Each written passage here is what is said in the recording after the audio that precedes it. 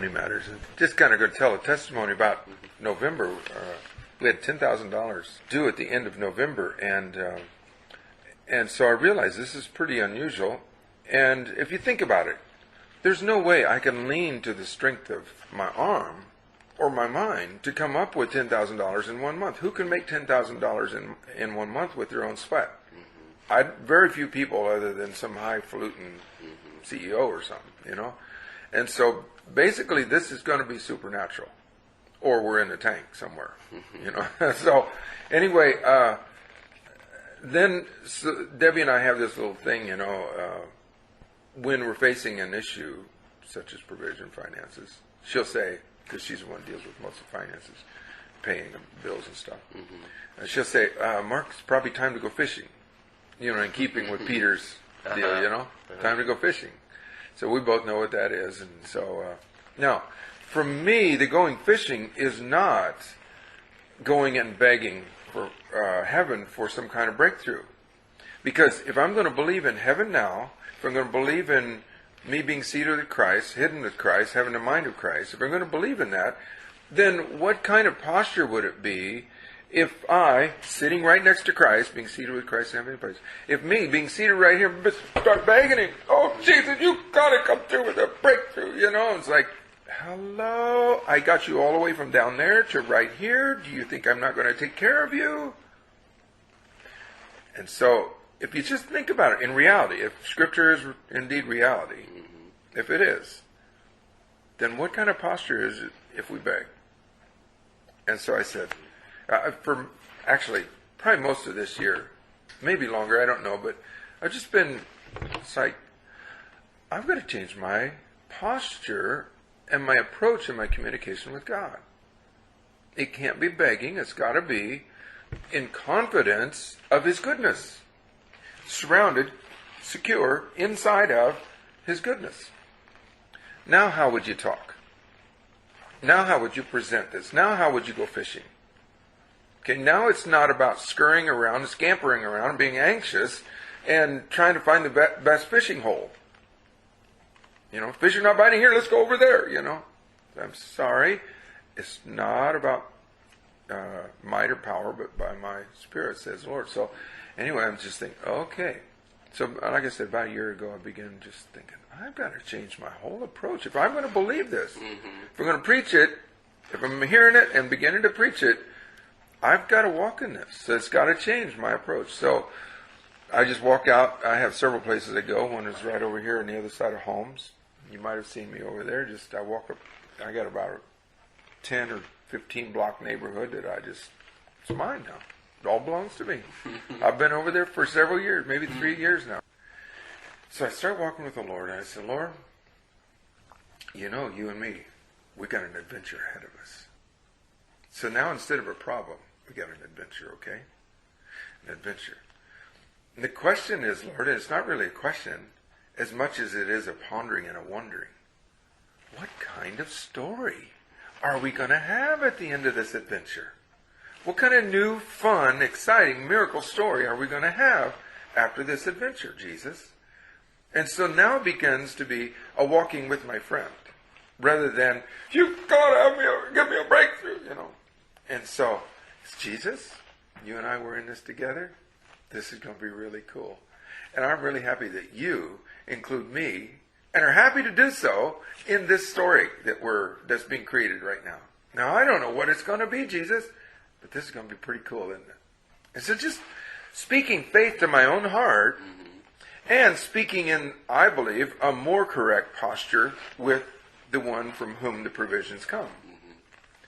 And so just walk through that way. In fact, did I give you a gold coin? Yes. Okay. Yes. So I have my gold coin out.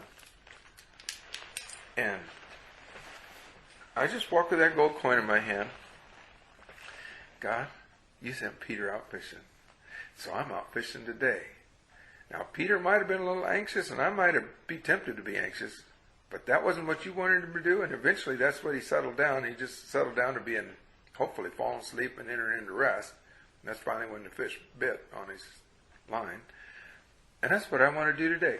I'm just entering into rest of your promise. This is your promise to me. that you're my provider. So I'm not even going to let myself get anxious about where's it coming from. It's too big for me anyway.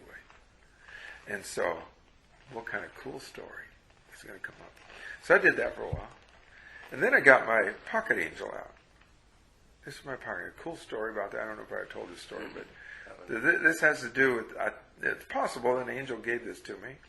And I know anybody could explain it away, but I just want to be like a little child, and I was never able to prove where the guy came from and who he was. It's just, anyway, somebody literally gave this to me. And to me, this signifies our participation with the angelic. We don't pray to them, we don't worship them, but they are, as in Revelation 19, they are fellow ministers, fellow servants with us unto God. Okay? And they do minister to those who inherit salvation. Okay, so they're sitting around us right now. And they're looking, how could I help you? How are you going to agree with the Father so it releases us to go on our mission to heaven, in the heavenlies, to do what we need to do? And so this is my little connection. It's like Oral Roberts' point of faith. Reach out and touch the television is your point of faith, And so this is my point of faith. And I say, angelic, now I'm not worshiping you today, and you're not the source of my provision, but you are helpers under God. And you do minister to those who inherit salvation. That's me. And so today, I want to just let you know that I'm agreeing with my Father. I've been doing that for a while now, for several years. And I've been getting myself the best I know in alignment, agreement with Him. And so I know He's got some really cool things in store for me. So with that in mind, I want to put you on notice that I'm commissioning you, releasing you, proclaiming that you're free now to go all over the heavens and all over the earth to bring whatever provision is mine. I don't say this in a begging posture. I don't say this in a demanding posture. I just say this in a confident posture. That I know that you're sent to minister to me. Whoever you are that's specifically commissioned and assigned to me, then I'm saying, go do the Father's business. Make sure that He's really happy with what you do as it concerns me.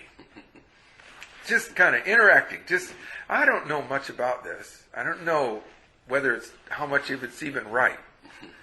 Because obviously there's not much dialogue and precedent in Scripture about this. But I just released my faith to let the angelic do what they want to do. Well, that was on Monday or Tuesday, towards the end of the month. The following Thursday, 9 days later, 10 days later, whatever, was when we owed the bills. That's when the due date was. Okay, so on Tuesday night I had a dream. In the dream I was supposed to go find somebody, and then I did. I found them, and they kind of found me. And on the ground, though, I began to find pennies, which became quarters, which became silver half dollars, which became silver dollars, which became silver troy ounces. And then they increased in size to 2 to 3 inches silver medallions, and then 6 to 7 inch silver medallions. I don't think those last two are even common or available. I don't know. Never seen them. But that's what I saw in them. And I began picking them up like, I found money, and it's like I'm sticking in my pocket, my pockets are full, and I'm thinking, is this okay? Do people mind? And they didn't seem to care. In fact, they didn't seem to know that the money was there. There's no deal at all. I'm opening my shirt pocket or my shirt buttons, I'm sticking it in my shirt, and I'm walking away and think, this is amazing, I'm almost thinking this is going to get me in trouble. But there was no trouble to be had. So I wake up, and in the morning, Wednesday morning, I went to Noel Alexander's prayer meeting in Olathe, and I'm thinking, I'm going to pray to release the angelic. I'm just going to go after this. Well, before I got up to pray, somebody put a $500 check on my Bible. Just sitting there, I'm walking around, and I come back, well, there's a check on my Bible. I said, I am going to pray to release the angelic. This is amazing. Somebody's priming my pump. And so I get up there, and I just kind of tear it up, going after releasing the angelic, and it kind of lights up the room, and it's like, because this is a little unusual prayer. I'm a little risky because, like I said, there's not a lot of precedent in this, but I'm trying to stay within what I believe to be safe territory. We don't worship them, don't pray to them. but I think we can interact. I mean, obviously, Definitely. Jacob wrestled with the angel of the Lord, and Manoah and his wife interacted with the angel of the Lord. Anyway, so I got home afterwards, and 2 hours later, somebody called me on the phone from Chicago and says, Mark, I just been thinking about it. I'm going to send you a $5,000 check. It'll be there in a couple of days. I said, you won't believe this. I said, less than 2 hours ago, I was releasing the angels from heaven to go across the earth to release this provision to us because we got this really big bill. He said, well, I'm glad to be a part of the project or the process, He says, it'll be there in a couple of days. Well, sure enough, it was a couple of days later. But by the end of that same day, there was a $455 check in the mail when we went out to check the mail. So $500 in the morning, $5,000, that's $5,500, plus $455. That's almost $6,000. Well, we're pretty well on our way, because by the way, we owed $10,000, but we had about $2,500 or thereabout in the bank reserved to pay this bill. So we needed about $7,500, something like that. And it's a little fuzzy because we added another couple bills when it all came down. But anyway, my point is, we're well on our way now. Mm-hmm. Well, 2 days later, we got a check in the mail for $1,000 from somebody in St. Louis. And by the end of that day, somebody local had given us $500. And bear in mind, none of these were for services rendered. None of them were money owed to us. We didn't know the monies were coming. It wasn't like regular kinds of installment. None of them were regular supporters or anything like that. Just all the Lord's doing. Well, remember we got two checks, the $5,000 one and the $1,000 one. We put it in the bank because they got it clear. And sure enough, Debbie called on Wednesday afternoon, called the bank, and the bank said, yep, they're cleared. She got home on Wednesday evening. She paid all the bills by phone. And guess how much we had left over? $90.